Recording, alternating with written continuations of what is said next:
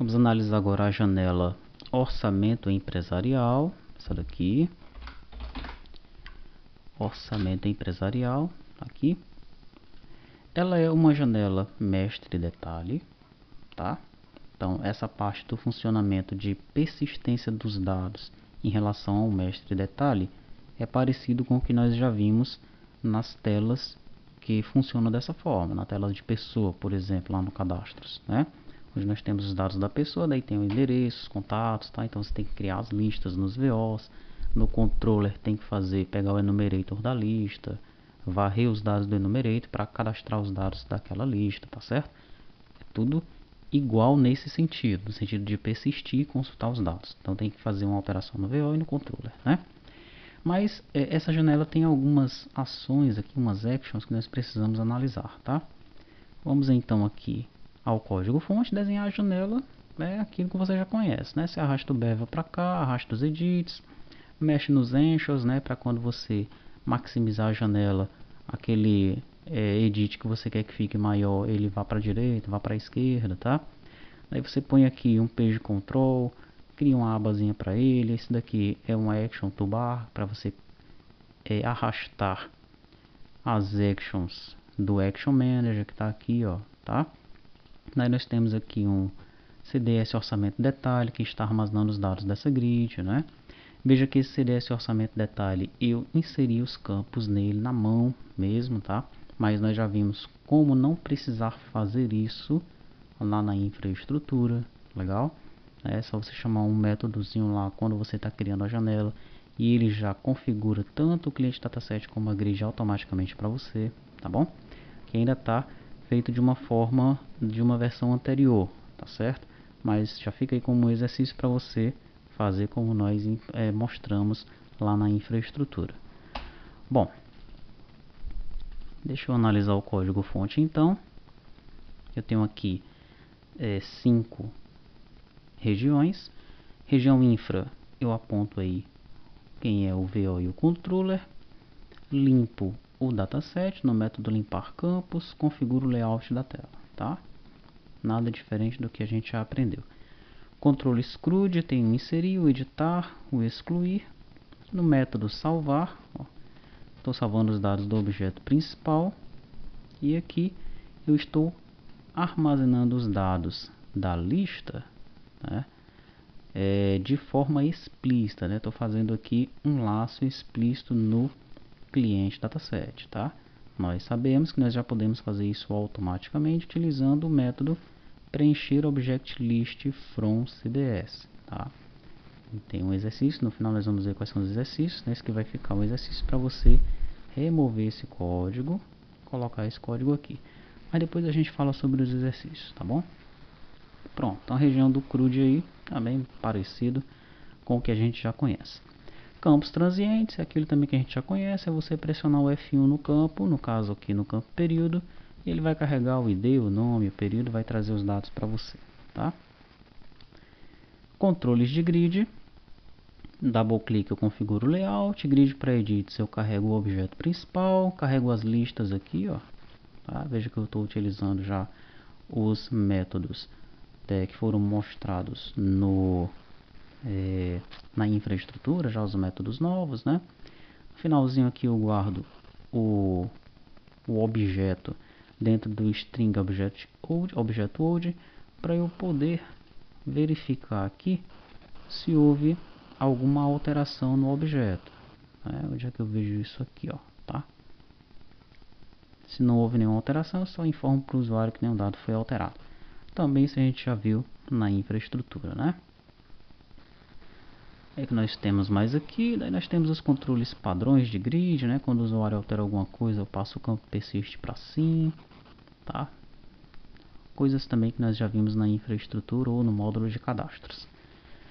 E nas ações, o que é que nós temos nas ações? Aqui sim tem coisa nova, né? Eu tenho aqui um gerar orçamento, né? Que é essa action aqui, ó. O que é que ele vai fazer nessa action? Gerar orçamentos. Olha só, primeiro ele vai consultar as naturezas financeiras de determinado plano, tá? Como é que ele vai fazer isso? Ele vai chamar esse método popula campos transientes lookup, ou seja, vai aparecer a janelinha lookup para o usuário selecionar um plano de natureza financeira, ok?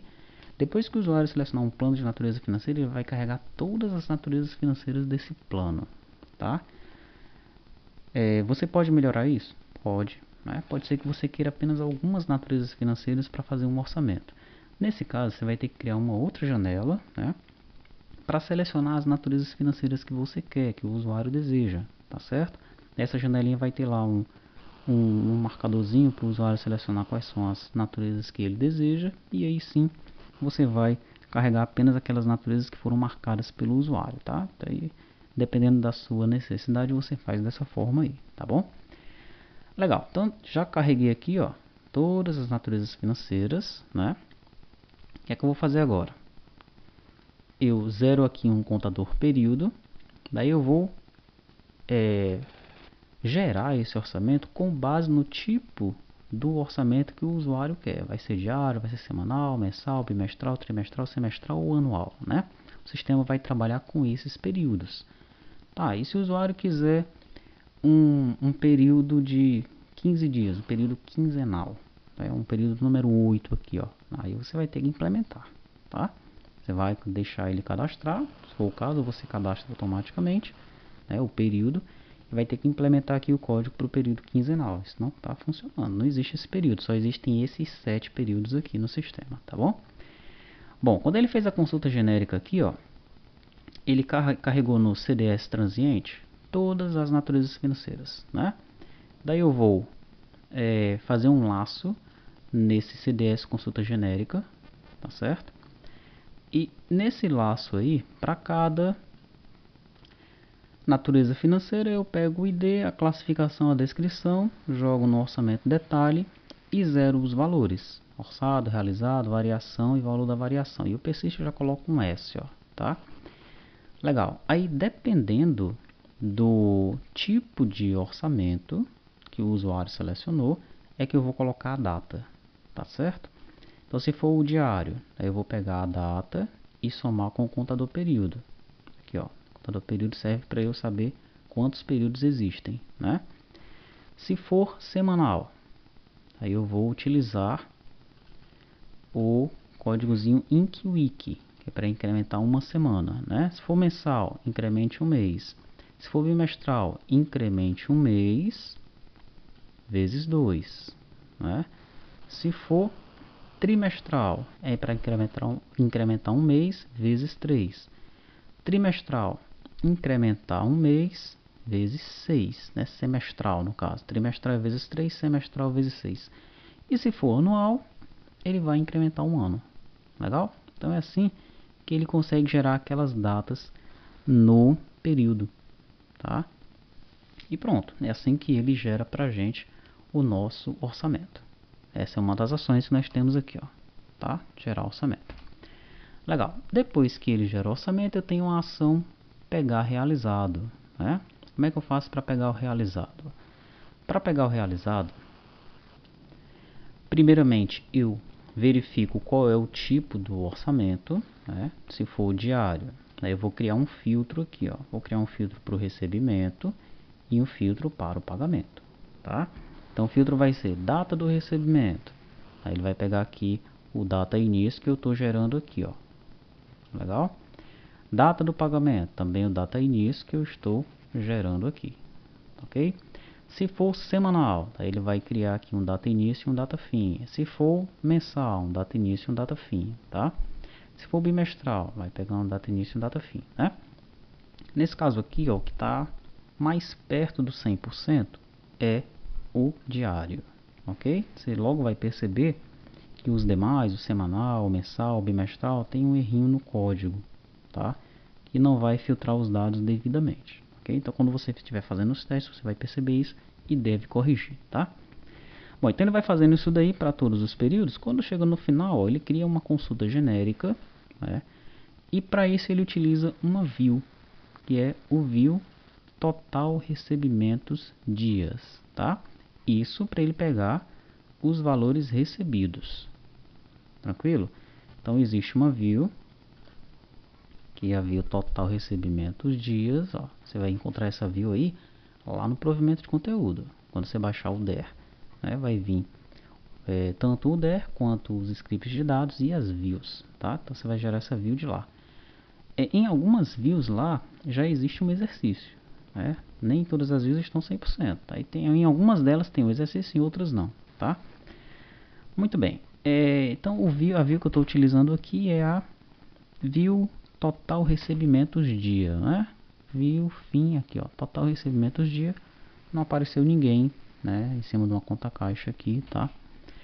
Enfim, se ele pegar algum registro aqui, ele vai guardar os valores total aqui, ó, desse campo dentro de realizado receber, tá?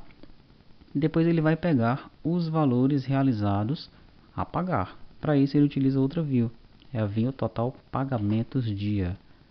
Aqui, ó, view total pagamentos total pagamentos dia. Tá aí, ó.